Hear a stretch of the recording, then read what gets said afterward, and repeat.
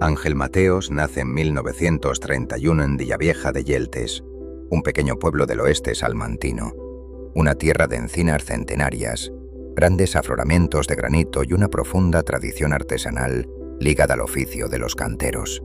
Su padre, Antonio Mateos, maestro cantero, dirigió una empresa familiar de construcción en la que Ángel trabajó desde muy joven junto a sus 3 hermanos. Allí aprendió el oficio y adquirió un profundo respeto por el trabajo bien hecho, una actitud que marcaría toda su vida. Muy pronto descubre su vocación escultórica. Sin embargo, sus modestos orígenes le impiden acceder de inmediato a una formación artística arreglada. Con esfuerzo y tras reunir los ahorros necesarios, inicia sus estudios en la Escuela de Artes y Oficios de los Salesianos, en Sevilla, para trasladarse poco después a Madrid, donde asiste durante un tiempo como alumno oyente a la Escuela Superior de Bellas Artes de San Fernando. Pero la enseñanza académica, basada en la repetición de los modelos clásicos y las dificultades económicas, chocan con el carácter independiente de un joven decidido a abrirse camino por sus propios medios. Decepcionado, regresa a su tierra con la firme decisión de desarrollar su vocación artística al margen de cualquier dependencia. Aquel sentimiento de frustración acabará transformándose en una actitud de rebeldía frente a todo lo establecido, una constante que acompañará su pensamiento y su obra durante toda su vida.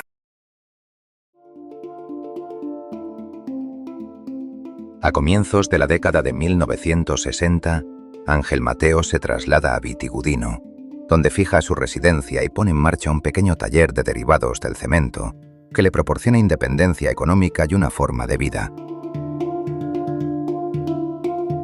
En aquellos años, el hormigón se impone en España como el gran material de la arquitectura y la construcción.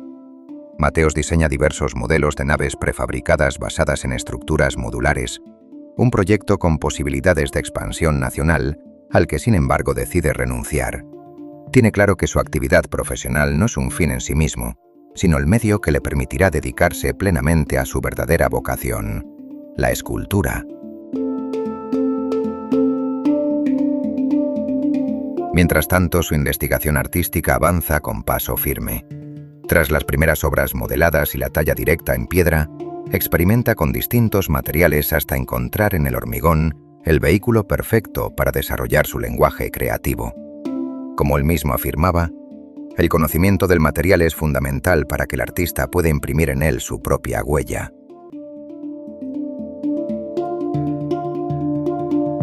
Durante esta década participa en numerosos concursos de escultura, obteniendo distintos premios que refuerzan su convicción de seguir un camino propio. Son años de búsqueda y de definición artística.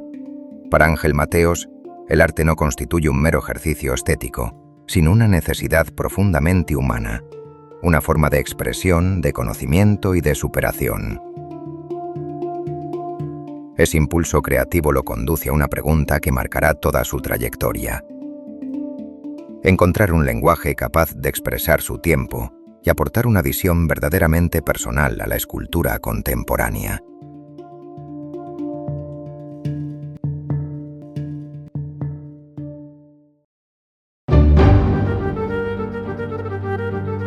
La década de 1970 marca la consolidación de la personalidad artística de Ángel Mateos.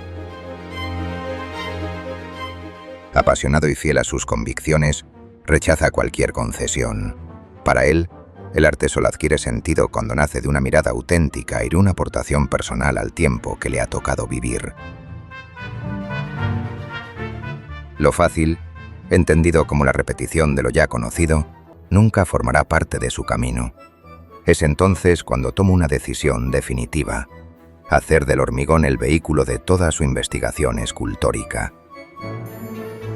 En una época en la que este material apenas había trascendido el ámbito de la construcción, Ángel Mateos reivindica sus posibilidades expresivas y lo convierte en el centro de un lenguaje artístico propio. Convencido de que el hormigón es el material más representativo del siglo XX, encuentra en él la mejor manera de expresar la monumentalidad y el espíritu de su tiempo. Para Mateos, la obra de arte no puede ser ajena a la época en la que nace. Debe contener una intención trascendente, y convertirse en testimonio de su tiempo. Durante estos años desarrolla algunas de las series más representativas de su trayectoria. La forma se depura progresivamente, mientras sus esculturas adquieren un carácter cada vez más arquitectónico y monumental, inseparable del material que las hace posibles. En 1976 viaja a Nueva York. La visión de los rascacielos de Manhattan supone una profunda impresión. En ellos descubre la extraordinaria capacidad creadora del ser humano y encuentra una confirmación de muchas de sus intuiciones. Aquellas inmensas construcciones le inspiran un horizonte diferente, un skyline formado no por edificios sino por grandes esculturas. Desde entonces sus obras parecen reclamar otra escala. Como le gustaba decir, son maquetas de sí mismas, esculturas que invitan a imaginar su realización monumental y que proyectan en nuestra imaginación un edificio tan inútil como hermoso. En estos años de intensa actividad, Ángel Mateos termina de articular su pensamiento artístico. El reconocimiento llega en 1979, cuando el Ministerio de Cultura le concede la Beca Nacional de Investigación de las Artes Plásticas, una distinción que supone un importante respaldo a la originalidad y solidez de su trayectoria. Los años 80 comienzan en una España que recupera la democracia y mira al futuro con renovada esperanza.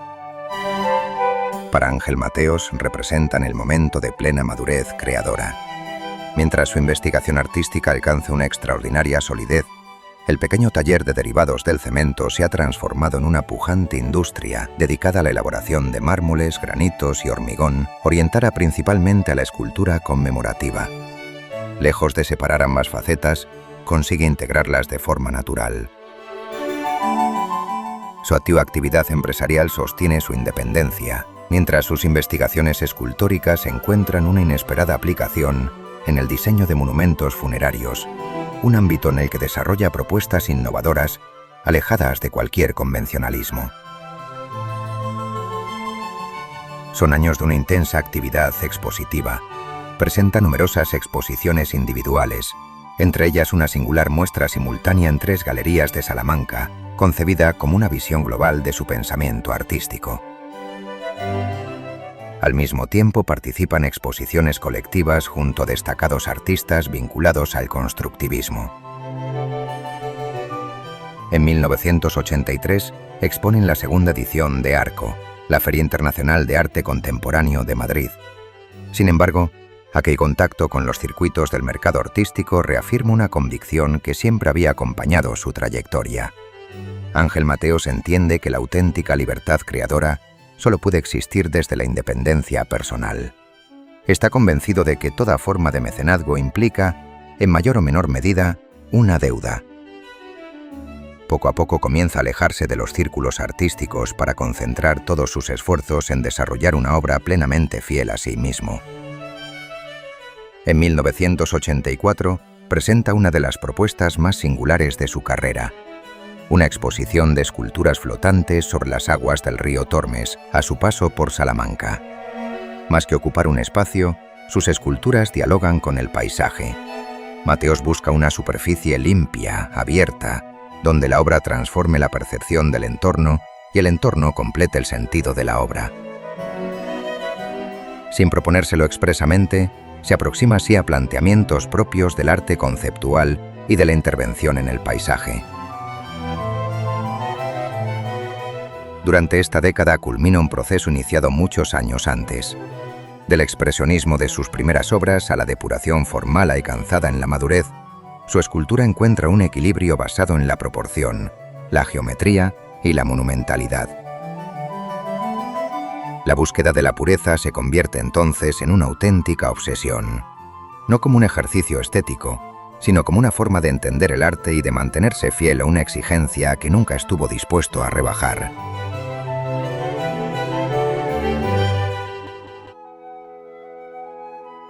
La década de los 90 estará marcada por un progresivo alejamiento de los circuitos artísticos. Suponen una automarginación nacida de años de incomprensión y decepción. Será ahora cuando decide concentrar sus esfuerzos en grandes proyectos personales, proyectos que expresen la dimensión monumental con la que imaginaba su escultura. A principios de los 90, propone la creación de un museo al aire libre, un espacio donde las obras dialoguen con el paisaje y el territorio. Pero como otras muchas iniciativas de su pensamiento, la idea no llegará a materializarse, aunque el sueño permanecerá intacto. Así, en 1994, realiza a la entrada de su Villavieja natal una de sus más queridas obras, Obelisco. Con sus 25 metros de altura, la escultura se eleva entre las encinas como un hito en el paisaje y representa la culminación de una aspiración presente durante décadas: llevar el lenguaje escultórico del hormigón a la escala de la arquitectura. Pocos años después es elegido para erigir en Valladolid el monumento conmemorativo del centenario de la ciudad. Será su última gran escultura, también una de las más ambiciosas y complejas de toda su trayectoria. Ángel Mateos ya comenzó a plantearse la idea de un museo para sus esculturas a mediados de los años 80. Pero no imagina un museo convencional. Imagina un lugar concebido desde la propia escultura, un espacio construido para dialogar con sus obras, pensado como una obra más. Tras una década de lucha por conseguir ese último sueño, finalmente se plasmará ya en 2002, cuando el 31 de mayo se inaugura en Doñinos de Salamanca. Concluida su trayectoria artística y alejado ya de la creación, en 2008 recibió el Premio Castilla y León de las Artes, en reconocimiento a una obra independiente, de gran personalidad y fuerza expresiva, en la que destacan la monumentalidad y el carácter arquitectónico de sus propuestas. Hoy, el Museo Ángel Mateos conserva y difunde este legado único en la escultura española contemporánea. El artista que un día se definiera como hijo del hormigón nos deja este singular museo. Una escultura habitable que alguien describió como un cuaderno de pensamientos estéticos, escrito y encuadernado en hormigón. El retrato espiritual de un hombre, Ángel Mateos.